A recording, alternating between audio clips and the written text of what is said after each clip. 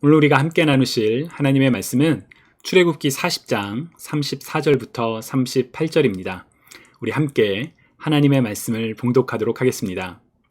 구름이 회막에 덮이고 여호와의 영광이 성막에 충만하매 모세가 회막에 들어갈 수 없었으니 이는 구름이 회막 위에 덮이고 여호와의 영광이 성막에 충만함이었으며 구름이 성막 위에서 떠오를 때는 이스라엘 자손이 그 모든 행진하는 길에 앞으로 나아갔고 구름이 떠오르지 않을 때에는 떠오르는 날까지 나아가지 아니하였으며 낮에는 여호와의 구름이 성막 위에 있고 밤에는 불이 그 구름 가운데 있음을 이스라엘의 온 족속이 그 모든 행진하는 길에서 그들의 눈으로 보았더라. 주님의 말씀입니다. 하나님 감사합니다. 아멘. 펜실베니아의 랭캐스터에 가면 태버나클 뮤지엄이라는 그런 장소가 있습니다. 정식 이름은 비블리컬 태버나클 익스피리언스, 그러니까 성경적 성막 체험이라는 그런 장소인데요. 실제 사이즈로 이제 성막을 재현해 놓고 약 30분 정도 설명을 들으면서 둘러볼 수 있게 만든 일종의 뮤지엄입니다. 제가 몇 년 전에 이 랭캐스터에 갔을 때 이 뮤지엄을 가느냐 마느냐를 놓고 고민을 했던 적이 있습니다. 무료 입장이었다면 별로 고민을 안 했을 것 같은데 약간의 입장료가 있다 보니 이제 고민이 되더라고요. 가족은 그래도 여기까지 왔는데 사람들의 리뷰도 좋다는데 우리 한번 가보자 라고 말했지만 저는 뭐 볼 거 있겠어? 그거 다 복제야, 가짜야, 볼 필요 없어. 그러면서 이제 안 갔었습니다. 제가 이번에 설교를 준비하면서 그때 일을 떠올려 보니 제가 잘못했었더라고요. 입장료가 아까워도 가족이 같이 보자고 하면 즐거운 마음으로 갔었어야 했는데 내가 배려가 부족했구나. 그래서 미안한 마음이 들었습니다. 이제는 이제 잘못을 알았으니 다음에 가족이 같이 가자고 하면 저는 갈 것 같습니다. 그러나 여전히 혼자 결정해도 된다면 저는 안 갈 것 같습니다. 성경에 기록된 성막은 이후에 성전으로 바뀌었고 더 이상 이제 남아있지도 않은데 인간의 상상에 기초하여 만든 복제품을 보는 것이 무슨 의미가 있을까 하는 그런 생각이 여전히 제 안에 있기 때문입니다. 사실 저같이 생각하는 사람들은 이제 재미없는 사람들이죠. 별로 볼 거 없어도 설령 복제품이라 할지라도 우와 멋있다, 우와 세상에 막 이런 감탄사와 리액션을 하는 사람이랑 같이 가는 게 재미있지 그거 가서 뭐해 그냥 가자 이렇게 말하는 사람, 딱 저 같은 사람은 제가 봐도 좀 재미가 없는 것 같습니다. 저 스스로도 변화가 필요한 부분이라고 생각하고요. 혹시나 여러분들 중에 저와 비슷하시다면 우리 가족을 위해서, 사랑하는 사람을 위해서 변화되실 수 있기를 축복합니다. 성막에 대해서 우리가 조금 더 생각해보면 여러분들 중에 혹시 굳이 성막에 대해서 배워야 하나? 라는 그런 생각 해보셨던 적은 혹시 없으신가요? 이스라엘은 솔로몬이 예루살렘에 성전을 세우기까지 이 성막을 중심으로 하나님께 예배드렸었습니다. 그들에게 성막은 하나님을 예배하는 중요한 장소였지만 성막이 만들어진 후에 사실 성경에서는 이제 더 이상 성막이 언급되지를 않습니다. 그리고 그리스도인들은 이제 오늘날 예루살렘의 성전에서 예배하지 않고 우리가 교회라고 불리는 건물에 모여 하나님을 예배하죠. 심지어 우리 몸이 성전이라고까지 하는데 굳이 이미 없어진 성막에 대해서 내가 자세히 배워야 하나 하는 그런 생각 여러분 해보신 적 없으신가요? 만약 여러분들이 성경을 읽으시면서 하나님을 알고 그리고 성경을 통해 오늘 나의 삶에 적용할 점들을 찾기 원하시는 분들이라면 더더욱 성막의 이야기는 나와는 거리가 먼 그래서 재미없고 또 지루하게 느껴지는 그런 이야기일지도 모르겠습니다. 비록 어떤 사람들은 성막에 대해 관심을 기울이지 않을 수 있지만 성경은 특히나 출애굽기는 많은 부분을 할애하여 성막의 각 부분들을 집중적으로 설명합니다. 예를 들어 창세기 25장부터 27장에 이르기까지 하나님께서는 모세에게 성막의 디자인과 그 구조를 아주 자세히 가르쳐 주십니다. 그래서 이제 모세가 성막을 만들도록 아주 자세히 가르쳐 주시죠. 그리고 이어서 출애굽기 35장부터 이제 백성들이 성막의 제조를 위한 물품을 가져오는 장면부터 시작해서 이제 40장에 이르기까지 이제 40장의 성막이 완성되고 하나님께서 임재하시는 그런 장면들이 나오는데요. 그 모든 내용들이 성막에 관한 내용들입니다. 만약 성막에 관심이 없다면 마치 우리가 이제 성경 통독을 하다가 레위기를 읽으면서 만나는 어려움. 오늘날에는 더 이상 레위기의 방식대로 예배드리지 않는데 내가 굳이 이 내용을 알아야 하나? 라는 그런 생각이 들며 이제 어렵게 느껴지는 것처럼 성막에 대한 출애굽기의 많은 설명들은 지루하고 어렵게 느껴지실지도 모르겠습니다. 반면 시중에는 성막의 각각의 요소들을 하나하나 설명하면서 그 의미를 그리스도와 연관지어 다루는 내용들이 많이 있습니다. 예를 들어 이제 두란노 성경사전에는 성막의 기구들에 담긴 영적인 의미라며 이를 자세히 설명하는데요. 제가 두 가지만 인용을 하면, 먼저 이 사진에 보이는 그림은 이제 번제단이거든요. 그 성막 바깥에 있던 그 번제단을 이렇게 설명합니다. 번제단에는 희생의 속죄 제물이 드려졌는데, 번제단의 희생 제물은 인류의 죄를 대속하기 위해 죽으신 예수님을 예표하는 것이었다. 또 금으로 된 떡상에는 12개의 떡이 준비되어 있었다. 떡은 생명이신 예수님을, 떡을 바치고 있는 떡상은 예수님이 그의 백성을 항상 돌보고 계심을 보여주는 것이다. 제사장들은 안식일마다 차려져 있던 떡을 먹고 새 것으로 바꾸어 놓았다. 이것은 하나님의 백성들이 진짜 생명의 떡이신 예수님의 말씀을 묵상하고 이를 통해 성장하며 하나 되어야 함을 의미하는 것이다 라고 설명을 하기도 합니다. 그러니까 이제 성막에 있던 그런 여러 가지 기구들, 도구들에 관련해서 이게 각각 어떻게 예수님의 모습을 혹은 예수님의 사역을 보는지를 그렇게 영적인 이제 의미들, 해석을 하길 합니다. 두란노 성경사전에 이러한 설명들은 어떻게 보면 좀 간단한 설명들이에요. 이것보다 더 자세하고 각각의 영적인 의미들을 하나하나 설명하는 책들도 여럿 나와 있습니다. 저는 이러한 해석들을 부정하지는 않습니다. 율법은 장차 올 좋은 일의 그림자이고, 예수님께서 말씀하셨던 것처럼 성경은 예수님에 관하여 증언하고 있기 때문입니다. 또한 모든 성경의 말씀을 통하여 그리스도를 생각하고 그리스도를 만나는 것은 중요하고 또 필요한 일입니다. 그런 점에서 성막에 있는 그런 도구들 혹은 성막의 구조들을 예수 그리스도의 관점으로 해석하는 거 사실 의미가 있습니다. 그러나 동시에 저는 성막과 관련하여 각각의 도구에 너무 집착하여 설명하는 그런 관점에 대해서 조금 조심스러운 입장이기도 합니다. 왜냐하면 성막은 그 당시 하나님의 백성들이 거룩하신 하나님을 만나고 예배하기 위하여 필요한 도구로 주어졌었기 때문입니다. 이전에는 오직 성막을 통해서 하나님만을 예배할 수 있었다면 지금은 그렇지 않지요. 이제는 모든 그리스도인들이 그리스도로 말미암아 제사장을 통하지 않고 우리 모두가 거룩한 제사장이 되었기 때문에 그리스도로 말미암아 하나님께 직접 나아갈 수 있게 되었고요. 또 우리의 몸이 거룩하신 하나님의 영이 거하는 거룩한 성전이 되었기 때문에 이제 우리에게 성막은 더 이상 필요하지 않습니다. 각각의 성막의 기구들의 그런 영적인 의미를 생각해 보는 것, 의미가 있지만 거기에 집중하기보다는 하나님께서 성막을 만들라고 하셨던 그 뜻을 알고 오늘날 우리의 삶에서 그 뜻이 어떻게 이어지고 있는지를 아는 것이 저는 더 중요하다고 믿습니다. 주님이 사랑하시는 여러분, 하나님께서는 왜 하나님의 백성들이 성막을 만들도록 하셨을까요? 왜 만들도록 하셨을까요? 우리는 성막의 이름을 통해서 두 가지 중요한 성막의 존재 이유를 확인할 수가 있습니다. 먼저 한글 성경 번역에는 성막이라는 그런 표현 외에도 회막, 장막, 증거막, 범막, 성소, 여호와의 집 등 다양한 번역들이 사용이 됩니다. 이렇게 이름들이 다르다 보니까 간혹 성경을 읽다가 성막과 회막이 다른 장소인가? 이런 오해를 하기도 하죠. 예를 들어 오늘 본문 34절만 하더라도 구름이 회막에 덮이고 여호와의 영광이 성막에 충만하매 라고 되어 있어서 성막과 회막이 다른 장소인 것처럼 보이기도 합니다. 그러나 출애굽기 40장 2절을 보면 성막 곧 회막을 세우라 라는 말씀처럼 성막과 회막이 구분된 다른 장소가 아니라 하나의 장소라는 것을 성경은 이야기합니다.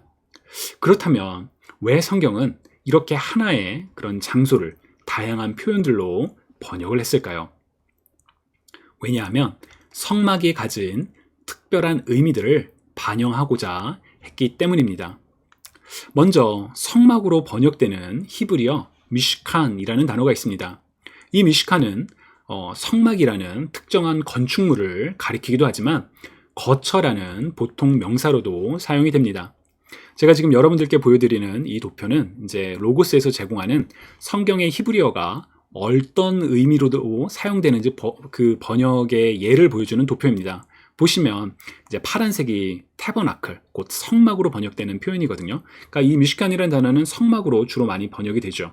그러나 동시에 보면 dwelling, 거주하는 장소, 거처, 그런 의미로도 많이 사용이 됩니다. 사실 성경의 히브리어에서 미시칸은 그냥 그 단어로만 보면 그냥 거하는 장소, 거처입니다. 그래서 저는 이런 상상을 해본 적이 있습니다. 출애굽기 26장 1절에서 하나님께서 모세에게 너는 성막을 만들어라 라고 명령하시는 장면이 있습니다. 한국어 번역을 읽는 우리는 하나님께서 세상에서 단 하나뿐인 성막을 만들라고 하시는구나 라고 바로 이해를 합니다. 하지만 모세가 이 단어를 히브리어로 들었을 때 그는 아마도 거처를 만들라 라고 들었을 것 같습니다. 왜냐하면 미시칸이라는 단어 자체가 보통 명사이기도 하기에 하나님께서 거주하시는 그냥 장소를 만들라 라는 명령으로 이해했을 겁니다.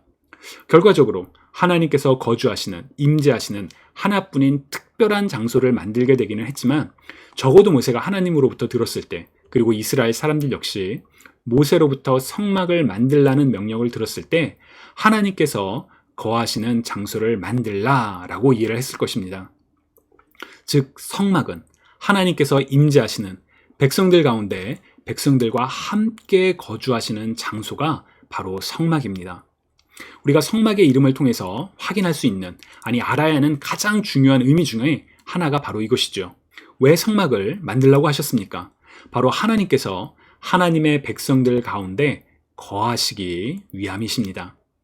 하나님은 전능하신 분이신데 어디에나 다 거하실 수 있는 것은 아닌가요? 맞습니다. 하나님은 하늘이 하나님의 보좌고 땅이 하나님의 발등상이니 하나님께서는 분명 어느 곳이나 다 거하실 수 있지만 거룩하신 하나님께서 죄인들 중에 함께 거하시기 위하여 특별하게 구분하신 장소가 바로 미시칸, 성막이었습니다. 또한 하나님께서는 성막을 만들라고 하신 또 하나의 중요한 이유는 성막의 다른 이름, 오엘 모에드에서 찾을 수 있습니다. 이 오엘 모에드는 직역하면 모이는 천막이라는 그런 뜻이 있습니다. 오엘이라는 단어는 아까 설명드렸던 미시칸처럼 거처, 천막을 뜻하는 보통 명사이고요. 모에드는 모임을 뜻합니다. 그래서 모이는 천막, 만나는 거처라는 그런 의미가 있습니다. 이 단어를 한국어 성경에서는 회막이라고 번역을 합니다. 모일 회, 장막, 그래서 모이는 장막, 그래서 영어로는 The Tent of Meeting, 모이는 장막, 텐트 이렇게 번역을 하죠. 그렇다면 누가 모이는, 누가 만나는 장소인가요?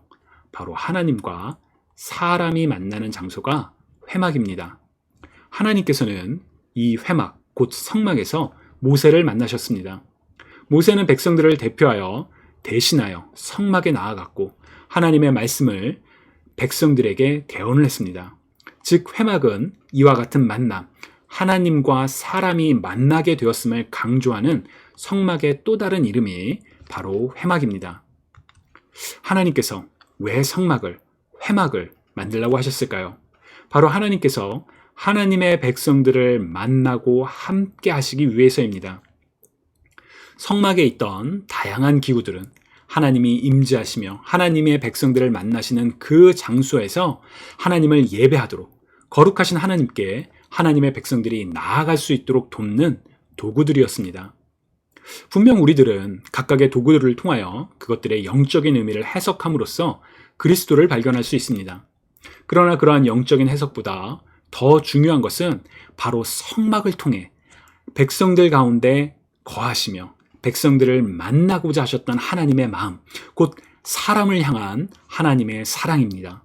그리고 이제 그 하나님의 마음이, 사랑이 예수 그리스도로 말미암아 우리에게 직접 임했습니다.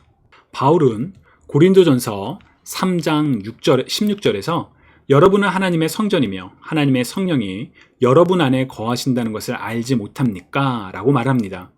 성막의 가장 중요한 의미가 하나님께서 거하시는 장소인데 이제 그리스도로 말미암아 이 땅에 임한 성령으로 인해 우리 몸이 하나님께서 거하시는 성전이 되었다라고 이야기하는 것이죠. 또한 요한일서 4장 13절에서 하나님이 우리에게 자기 영을 나누어 주셨습니다. 이것으로 우리가 하나님 안에 있고 또 하나님이 우리 안에 계시다는 것을 우리는 압니다 라고 말을 하고 있죠. 이스라엘 백성들에게 성막을 만들라고 하셨던 이유는 하나님께서 하나님의 백성들을 만나시기 위함이었는데, 이제 성령으로 말미암아 우리는 특별한 장소에 가지 않아도 우리 안에 내재하신 성령님으로 말미암아 하나님을 바로 만날 수 있게 되었습니다. 주님을 사랑하시는 여러분, 우리의 몸이 성령이 거하시는 성전, 거룩한 장소가 되었다는 것을 믿으시는지요? 지금 함께 하시는 모든 분들께서는 우리의 몸이 성전이라는 사실을 적어도 한 번 이상은 들어보셨거나 이미 잘 알고 계시리라고 짐작합니다. 그렇다면 우리의 몸이 성령이 거하시는 성전이 되었다는 것을 아는 우리가 반드시 물어봐야 하는 질문이 하나 있습니다. 우리의 몸이 성전이 되었다는 그 사실이, 지금 우리 안에 성령이 거하신다는 그 사실이 오늘 우리의 삶을 어떻게 빚어가고 있는지요? 저는 이 질문이 우리가 성막을 공부할 때 반드시 물어봐야 하는 질문이라고 생각합니다. 구약에 존재했던 성막의 구조와 이름, 영적인 의미를 아는 것도 중요합니다. 하지만 그보다 더 중요한 것은 왜 하나님께서 성막을 주셨었는지를 분명히 아는 것이라고 했었죠. 그리고 이제 그리스도와 성령으로 말미암아 우리의 몸이 성전이 되었다는 것을 알겠다면 So what?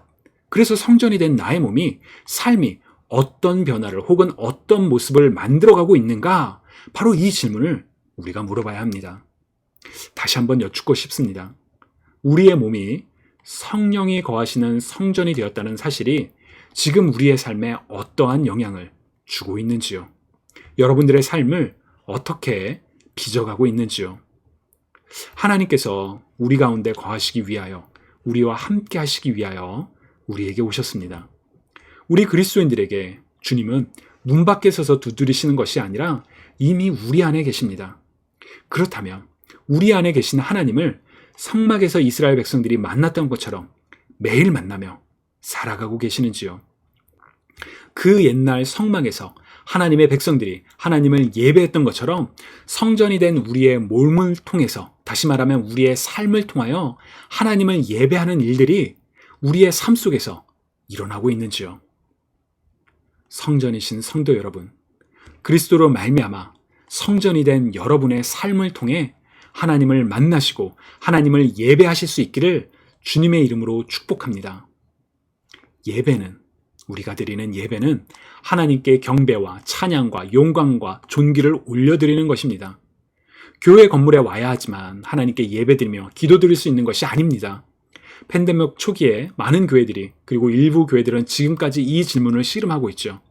교회 건물에 모여서 드리는 예배만이 진짜 예배다라고 이야기합니다. 교회 공동체가 함께 모이는 것은 중요합니다. 그러나 그렇다고 하여 특정한 장소에서만 하나님을 예배할 수 있다고 주장한다면 우리 안에 이미 오신 성령님을, 우리의 몸이 성전이 되었음을 우리 스스로 부정하는 것입니다. 하나님의 성령이 거하시는 성전이 된 우리는 우리의 삶 속에서 언제 어디서나 항상 하나님을 예배할 수가 있습니다. 하나님의 임재를 경험하며 하나님을 만날 수가 있죠. 여러분들의 삶 속에서 하나님께 감사를 드리며 하나님께서 행하시는 일들을 기억하고 기뻐하며 찬양하는 것, 그래서 하나님께서 행하신 일들을 선포하는 것, 모든 것이 다 예배가 될 수 있습니다. 공동체가 함께 모여 예배의 전통을 따라 함께 드리는 예배, 곧 공동체의 예배도 예배이지만 우리가 삶을 통해 끊임없이 하나님께 감사와 찬양과 영광을 올려드리는 것도 바로 우리가 드리는 삶의 예배입니다. 성전으로 부름받은 우리는 그렇게 하나님을 일상에서 예배할 수가 있습니다. 아니, 그렇게 하나님을 일상에서 예배하도록 부름을 받았지요. 주님이 사랑하시는 여러분, 오늘 우리에게 성막은 무엇인가요? 출애굽기의 성막은 존재하지 않지만 성막을 통해 우리 안에 거하시기 원하시는 하나님, 우리와 만나기 원하시는 하나님께서 그리스도로 말미암아 성령을 통해 우리와 함께 계십니다. 그래서 우리가 성전이 되었습니다. 이제는 성전인 우리는 삶을 통하여 하나님을 예배하며 세상 가운데 거룩하게 구별된 삶을 통해 하나님의 영광을 선포하는 특권과 책임을 가지게 되었습니다. 이 특권을 누리시기 바랍니다. 이 책임을 다하시기 바랍니다. 그래서 이 축복의 삶을 살아가는 저와 여러분 모두가 되실 수 있기를 주님의 이름으로 간절히 축복합니다. 우리 가슴에 손을 얹고 우리 자신에게 말해볼까요? 우리의 몸이 성전입니다. 우리의 몸이 성전입니다. 우리 하나님께도 감사하며 고백해볼까요? 우리의 몸을 성전으로 삼아주신 하나님 감사합니다. 우리의 몸을 성전으로 삼아주신 하나님 감사합니다. 오늘 말씀 생각하며 우리 함께 기도드리시겠습니다. 사랑의 하나님, 출애굽기에 성막을 우리가 읽고 배우게 될 때마다 성막을 만드셨던 이유를 우리가 기억하기 원합니다. 하나님께서 하나님의 백성들 가운데 거하시기 위하여, 하나님의 백성들을 만나기 위하여 성막을 짓게 하셨던 하나님의 그 마음을, 그 사랑을 우리가 기억합니다. 이제 우리는 그리스도로 말미암아, 우리 안에 임하신 성령으로 말미암아 우리의 몸이, 우리의 삶이 하나님의 영이 거하시는 거룩한 장소, 성전이 되었음을 고백합니다. 주님, 그 옛날 성막에서 하나님의 백성들이 하나님께 예배드렸던 것처럼 이제 성전인 삶을 살아가는 우리가 우리의 일상의 삶을 통해 하나님께 예배드리기 원합니다. 주님, 그렇게 우리의 삶을 지켜주시고 세상 가운데 하나님께서 임하시는 거룩한 전으로서 하나님의 영광을 드러내며 하나님을 예배하며 살아가는 우리가 되게 하여 주옵소서. 감사드리며 살아계신 예수 그리스도의 이름으로 기도드립니다. 아멘.